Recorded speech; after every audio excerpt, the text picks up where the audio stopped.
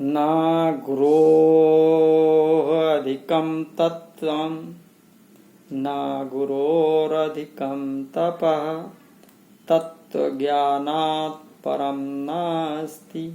तस्मै श्री गुरुवे नमः। तस्मै श्री गुरुवे नमः। उस महान गुरु को मेरा झुककर प्रणाम, जिसके परे कोई परम सत्य नहीं, कोई उच्च तपस्या और सच्चे ज्ञान से परे कुछ भी प्राप्त करने योग्य नहीं। बोलिए श्री सद्गुरुदेव की जय। आप समस्त श्रोता बंधुओं को मेरे तरफ से हृदय से सप्रेम नमस्कार। ये परम सत्य ज्ञान के अंतर्गत लोक से परम लोक तक चैप्टर के अंतर्गत 24वां वीडियो है। 23वें वीडियो में मन की वृत्ति, काम, क्रोध, लोभ, मोह, अहंकार हैं, उसकी डिटेल से चर्चा शुरू हुई है। तो अभी काम पर, जो प्रथम है काम, मन की वृत्ति, तो काम पर चर्चा चल रही है। तो आइए, आप सभी का इस वीडियो में बहुत ही हार्दिक स्वागत है, हार्दिक अभिनंदन है। आइए विचार करते हैं, समझते हैं कि जो हमारे प्रमुख देवता, तीनों देवता हैं, ऋषि, मुनि, तपस्वी आदि भी, जो कि हमारे ग्रंथों में इनका वर्णन है, इससे हटकर कोई बात नहीं है, वे भी काम से नहीं बच पाए, ऐसा हमारे ही सदग्रंथों में दिया हुआ है। जैसे ब्रह्मा जी, देवताओं के राजा इंद्र, शिव जी, विष्णु जी, ब्रह्मा जी, इंद्र की कहानी है कि जो कि अपनी ही गुरु माता पर ही आकर्षित हो गए और शाप बस उनके पूरे शरीर में सहस्त्रों भग बन गए। श्रृंगी ऋषि, जो ऋषियों में महान थे, जिन्होंने सहस्त्रों वर्ष तपस्या किया और अंततः काम ने वो पटकी मारी कि वे वेश्या से संगत उन्होंने कर ली और 3-4 बच्चों का बाप बन बैठे। आइए फिर डाउन होइए तो पराशर मुनि, जिन्होंने 1000 वर्ष तक तपस्या किया परंतु काम वेग को न रोक सके और नीच मछुआरी कन्या मच्छोदरी के साथ रथ क्रीड़ा कर बैठे, जिससे वेदव्यास जी की उत्पत्ति हुई। बहुत बड़ा पंडित, 4 वेद 6 शास्त्रों का ज्ञाता, महाबली, महातपस्वी रावण भी काम के वशीभूत होकर सीता माता का अपहरण कर लिया, फलस्वरूप अपने कुल तक का नाश करवा बैठा। बड़ बड़ ज्ञानी जग में भयऊ, काम त्रास शबन कहता है। आप विचार कीजिए कि इतना भयंकर काम, इससे बचना आसान है। ये है मन का बाण, जो इस घोर कलकाल में इससे बच जाए, काम के बाण को समझ जाए तो महान हुआ कि नहीं। और जिनके द्वारा, जिस युक्ति द्वारा काम से बचा जाए, वही तो संत हुआ। जिनके माध्यम से बच जाए, वो तो संतों के स्रोत हो गए। अभी कुछ समय पहले मैंने कल्याण पत्रिका में पढ़ा कि एक संत जो महागुरु थे, जिनकी उम्र 100 बरस से ऊपर हो गई थी, उनकी अंतिम अवस्था आई तो उनका अंतिम दर्शन करने तथा आशीर्वाद प्राप्त करने के लिए उनके काफी नामी गिरामी शिष्य, जो कि कई संस्थाओं के माने जाने गुरु लोग हैं, आए तथा उन लोगों ने अपने महागुरु से प्रार्थना किया कि गुरुदेव जी, आप अपने इस संपूर्ण जीवन का अनुभव हमसे बताएं, जिससे कि हम सभी प्रेरणा ले सकें तथा आपको आजीवन याद कर सकें। उन महान गुरु ने बताया कि मेरे सामने अरबों धन सामग्री, हीरे माणिकात रख दो तो मैं देखना पसंद नहीं करूंगा, परंतु यदि एकांत कमरे में एक 16 वर्षीय कन्या को छोड़ दें तो मैं अपने बारे में विश्वास पूर्वक नहीं कह पाऊंगा कि मैं क्या कर बैठूं। ऐसा कल्याण पत्रिका में दिया हुआ था। तो ये महागुरु के मुख से निकले अंतिम समय की सच्चाई से ओतप्रोत कथन थे, जो कि बिल्कुल सत्य है, विचारणीय है, क्योंकि ये काल महाकाल मन के पंजों के प्रथम काम रूपी उंगली है, जिससे जीवों को पकड़कर ये निर्दयी चबाए जा रहा है। तभी तो गुरुदेव जी ने कहा कि ऐसी निरख काल की सेना सुर नर मुनि उर धरत न चैना। और इस घोर कलयुग में गुरुदेव जी हम जैसे शिष्यों के सिर पर हाथ रखकर नाम का ऐसा बाण चलाते हैं कि ये मन के सिपाही काम पहलवान का नामो निशान नहीं रह जाता। इससे पता चलता है कि गुरुदेव जी हमें बंधनों से मुक्त करते हुए चल रहे हैं, क्योंकि काम ही तो बंधन का सबसे बड़ा कारण है। जबकि आधुनिक समय में हम सभी देखते हैं कि बड़े बड़े नामी गिरामी गुरु लोग स्ट्रिंग ऑपरेशन में पकड़े जा रहे हैं। वे काम से नहीं बच पा रहे हैं, क्योंकि इन लोगों के पास इनसे बचने की जो युक्ति है, सार नाम, वो तो है ही नहीं। तभी तो निरंजन ने इनको अपना दूत बनाकर और जीवों को फंसाने के लिए लगा रखा। इनके शिष्यों में किसी भी प्रकार का आंतरिक परिवर्तन नहीं आता। गुरुदेव जी कहते हैं कि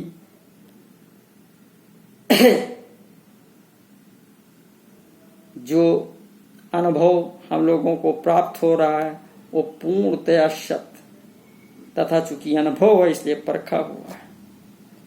अगर आप अनुभव को प्राप्त करना चाहते हैं तो आकर के गुरुदेव जी से नाम लेकर देख लें, स्वयं पता चल जाएगा।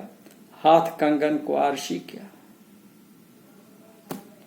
सदगुरु मारा तान कर शब्द सुरंगी बान, और मेरा मारा फिर जिए तो हाथ न कहूं कमान। ऐसा गुरुदेव जी के नाम में ताकत है कि काम मूलतः नष्ट हो जाता है। तभी तो कहा है कि सूर्य प्रकाश तह रैन कहाँ पाइए, रैन प्रकाश नहीं सूर्य भाषे, ज्ञान प्रकाश अज्ञान कहाँ पाइए, और होए अज्ञान तह ज्ञान नाश है। काम बलवान तह नाम कहाँ पाइए, और नाम जहाँ होए तह काम नाही। और कहें कबीर ये सत्य विचार है, समुझ विचार कर देख माही। अब आइए विचार करते हैं मन काल निरंजन के पंजे की दूसरी उंगली क्रोध पर। क्रोध ये तो महाभयंकर है। तभी कहा है काम ते अधिक क्रोध पर चंडा, जाके उर डर त्रासे नवखंडा। क्रोध बहुत ही खतरनाक होता है, पर लोग गमन में ये दूसरी बाधा है। आत्मा के बंधन का ये दूसरा कारण है। क्रोध से विवेक काम नहीं करता, सिर पर कुबुद्धि छा जाती है, शरीर थर थर कांपने लगता है, भौहें आंखें टेढ़ी हो जाती हैं, मुख से गाली निकलने लगती है, हृदय से में जलन होने लगती है, मुख से झार निकलने लगती है, रोम रोम में अग्नि भड़क उठती है, और मार पीट खून खराबा पर क्रोधी आमादा हो जाता है। क्रोध से माता पिता भाई बहन कुछ भी दिखाई नहीं पड़ता, केवल स्वयं और जिस पर वार करना है दूसरा ही केवल दिखाई पड़ता है। मारना पीटना बहुत ही अच्छा लगता है, परंतु जब क्रोध खत्म होता है तो पछताता है कि ये मैंने गुस्से में क्या कर डाला, ये मुझे नहीं करना चाहिए था। विवेक जागृत हो जाता है। तो अब पछताए होत क्या जब चिड़िया चुग गई खेत। तो ये क्रोध की तरंग भी मन भेजता है, चुपके से अपना काम कर जाता है, परंतु व्यक्ति समझ नहीं पाता। बहुत बारीक चाल है ये मन के, यानी कि बीमारी का जड़ है ये मन। मन को कोई जान न पाए, मन ही नाना नाच नचाए। तो ये परलोक नहीं सुधारने देता। पंडित गुणी योगी वैरागी ये सब जरें क्रोध की आगी। ये क्रोध किसी को भी नहीं छोड़ता। आओ विचार करते हैं कि क्रोध ने अपने लपेटे में किन किन देवों देवताओं ऋषियों महर्षियों को अपने बस में कर लिया। क्रोध के आगे ये सभी बेचारे बेबस हो गए। प्रथम भगवान शिव जब जब क्रोध करते हैं तो प्रलय होने लगता है। ब्रह्मा जी ने क्रोध में अपने 6 पुत्रों को श्राप दे दिया। शनकादि सनक सनंदन सनत और सनत कुमार 5 भाइयों ने क्रोध में आकर भगवान विष्णु के पहरेदारों को श्राप दे दिया। वे 3 जन्म तक राक्षस हुए। महर्षि कपिल ने क्रोध में राजा सगर के 60,000 पुत्रों को श्राप से भस्म कर दिया। महर्षि दुर्वासा तो क्रोधावतार ही थे, जिन्होंने यादव कुल के 56,000 यदुवंशियों को श्रापित कर उनका संहार ही करवा दिया। आधुनिक समय में देखें तो क्रोध में आकर कितनी मारकाट की घटनाएं अखबारों में तथा आंखों के सामने भी देखने को मिलती हैं, डिजिटल मीडिया में देखने को मिलती रहती हैं। लेकिन बलिहारी जाऊं अपने संत सदगुरुदेव जी की, जिन्होंने ऐसा नाम देकर मन के क्रोध रूपी दूसरी उंगली को भी मोड़ दिया। अगर कभी कभार हम शिष्यों में क्रोध दिखता भी है तो केवल बाहरी दिखावे के लिए, अंदर से हृदय से तो क्रोध का नामो निशान भी नहीं रह गया। इससे पता चलता है कि हम सही मायने में मुक्त हो रहे हैं। मन का दूसरा हथियार भी साहिब जी की कृपा से हम पर असर नहीं कर रहा है, ऐसा परम पुरुष साहिब जी की कृपा रही है, गुरुदेव जी का आशीर्वाद रहा है। गुरुदेव जी के नाम से क्रोध कुछ नहीं कर पाता है। जबकि क्रोध की विशेषता क्या है कि क्रोध अग्नि घट घट बढ़ी, जरत सकल संसार, दीन लीन निज भक्ति शो, ताकर निकट उबार। तो अब आइए बढ़ते हैं मन के पंजे की तीसरी उंगली, लोभ। लोभ के तरफ, लोभ तो इन दोनों से भी ज्यादा खतरनाक है। बुरा लोभते और न कोई, सकल अधर्म लोभते हो। मन से बहुत बारीक तरंगें उठती हैं कि अपने पास पैसा होना चाहिए, क्योंकि पैसे के बिना काम नहीं चलने वाला। ना बाबू ना भैया, सबसे बड़ी रुपैया, नाम से फिल्म भी बना हुआ। तो अब व्यक्ति के अंदर तरंग उठती है कि उसके पास 100 रुपये तो होना ही चाहिए। फिर पहले वो ईमानदारी से प्रयास करता है, 100 रुपये हो गए, फिर उसे 1000 बनाने की मन प्रेरणा देता है।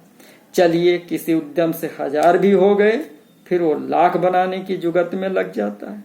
अब उसे चाहे इसके लिए चोरी बेईमानी आदि भी करनी पड़े तो कोई चिंता नहीं। चलो लाख हो गए, अब मन कहता है कि अब तो करोड़ तो होने ही चाहिए। करोड़ बनाने के चक्कर में व्यक्ति धर्म अधर्म की परवाह नहीं करता, पाप पुण्य से नहीं घबराता और एन केन प्रकारेण करोड़ इकट्ठा कर लेता है। अब मन बारीक सा तरंग देता है कि अब अरब की व्यवस्था करो। अरब इकट्ठा करने के लिए व्यक्ति डकैती कत्लेआम तक कराता है, देश के साथ गद्दारी भी करता है।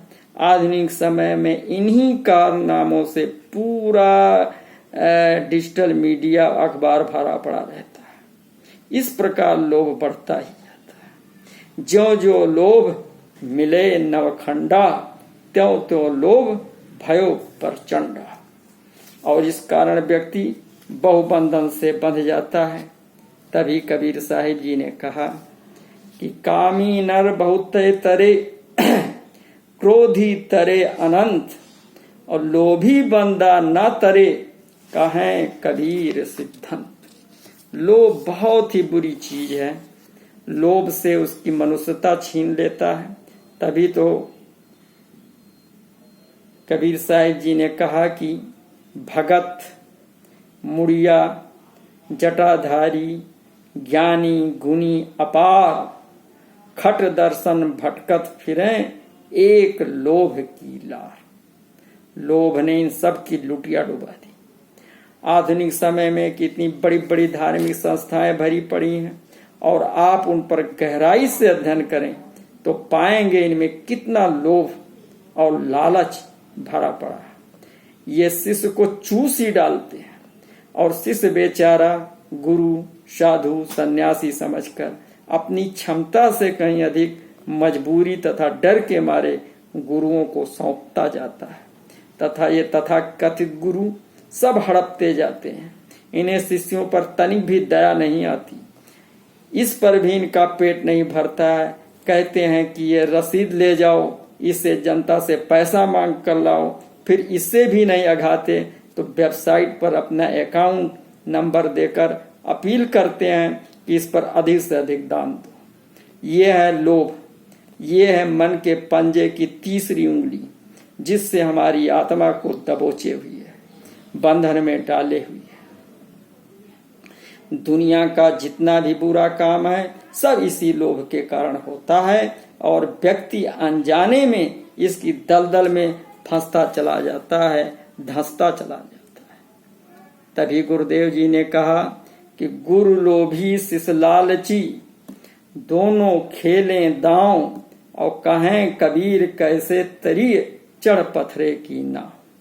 लोभ भवसागर में डुबाकर ही छोड़ता है, परंतु धन्य है गुरुदेव जी का जिन्होंने ऐसा नाम दिया कि जिससे हम स्वयं सचेत हो जाते हैं तथा समझ में आने लगता है कि पाप गठरिया सर से पटक दे और लोभ जो थामे हाथ झटक दे।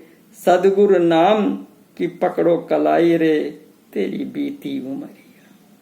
तो इस प्रकार गुरुदेव जी लोभ से हम शिष्यों को मुक्त कर देते हैं और शिष्य गुरुदेव जी से प्रार्थना कर बैठते हैं कि साईं इतना दीजिए जामे कुटुंब समाए और मैं भी भूखा ना रहूं और साधु न भूखा जाए।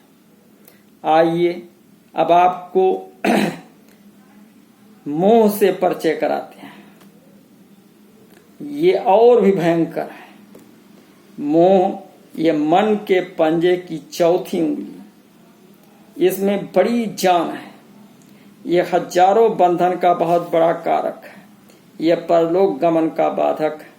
इससे पार पाना बहुत ही मुश्किल है। इसी के कारण संसार में समस्त प्राणी दुखी हैं। तभी कहा गोस्वामी जी ने रामायण के अंतर्गत मोह सकल व्याधिन कर मूला ताते उपजत बहुविध शूला। ये मोह विभिन्न प्रकार के कष्टों का घर है। ये अज्ञानता से उत्पन्न होता है। हाय ये मेरा है, ये मेरे विभिन्न प्रकार के रिश्तेदार हैं, ये संगी साथी हैं। इनसे आस लगाए रखते हैं कि ये कुछ मेरे लिए करेंगे। इच्छाएं प्रबल होती रहती हैं, बुद्धि काम नहीं करती, मोह के कारण घर में कुमत हो जाती है, कोई भी फैसला सच्चाई से नहीं ले पाता। इससे घर परिवार का हृदय जलने लगता है, छुआछूत का भाव आ जाता है, लालच चारों तरफ से घेरे रहता है कि इनके लिए ये कर लें, उनके लिए वो कर लें। रोग की बढ़ोतरी हो जाती है जिससे शोक और भय उत्पन्न हो जाता है। मोह के कारण पाप करने में नहीं हिचकिचाता, मोह के कारण व्यक्ति अधर्मी हो जाता है, मोह से तरफदारी के कारण कलह घर कर जाती है। हमारे ये ऊंची पद पर हैं, आदि आदि दंभ आ जाता है, कपट धोखा करने से नहीं चूकता, सत्य से कोसों दूर चला जाता है, असत्य ही संगी साथी हो जाता है, किसी भी प्रकार का पाखंड करने दिखावा करने में कोई गुरेज नहीं करता। ये सब मोह के कारण होता है, इससे बच पाना असंभव है। गुरुदेव जी कहते हैं कि जो कोई मोह से बच जाए तो समझो वो भवसागर से तर गया, पर लोक गमन का मार्ग प्रशस्त हो गया। तभी तो कबीर साहिब जी ने चताया कि कोई देखो लोगों भूल भुलैया का तमाशा, ना कोई आवे ना कोई जावे झूठे जग का नाता, ना काहू की बहन भांजी ना काहू की माता, ड्योढ़ी लग तेरी तिरिया जावे और पौरी लग तेरी माता, मरघट लग सब जाए बराती फिर हंस अकेला जाता। कौड़ी कौड़ी माया जोड़ी जोड़े लाख पचासा, कहें कबीर सुनो भाई साधो संग न जावे माशा। कोई देखो लोगों भूल भुलैया का तमाशा। तो आधुनिक समय में विभिन्न संस्थाओं की गुरुओं की तरफ देखें तो मोह बस अपनी गद्दी पर बिठाने के लिए अपने पुत्रों को लोग तैयार करते हुए आ रहे हैं। अगर पुत्र नहीं है तो रिश्तेदारों या अपने बिरादरी के लोगों को तैयार कर रहे हैं। मेरा ऐसे गुरुओं से प्रश्न है कि क्या उनके इतने पुराने शिष्यों में ऐसा कोई पूर्णता प्राप्त शिष्य नहीं मिलता जो कि गद्दी को संभाल सके। मेरा ही उत्तर है कि बहुत से शिष्य गुरु गद्दी के योग्य हैं, परंतु गुरु जी को अपने पुत्र, परिवार, रिश्तेदार तथा अपने समाज से मोह है। इसलिए वो इतनी विपुल संपदा को दूसरे शिष्य को कैसे सौंप दें। वे शिष्य को अपनी थोड़ी ही मानते हैं। शिष्यों को तो मात्र अपनी विपुल संपदा को बढ़ाने का साधन मात्र मानते हैं। उन्हें ज्ञान व योग्यता से कोई मतलब नहीं है। उन्हें इस धन ऐश्वर्य को अपने कुल खानदान में ही देना है। साथ तो लेकर एक पैसा भी नहीं जा सकते, नहीं तो किसी को भी नहीं देना था। जबकि अपने गुरुदेव जी का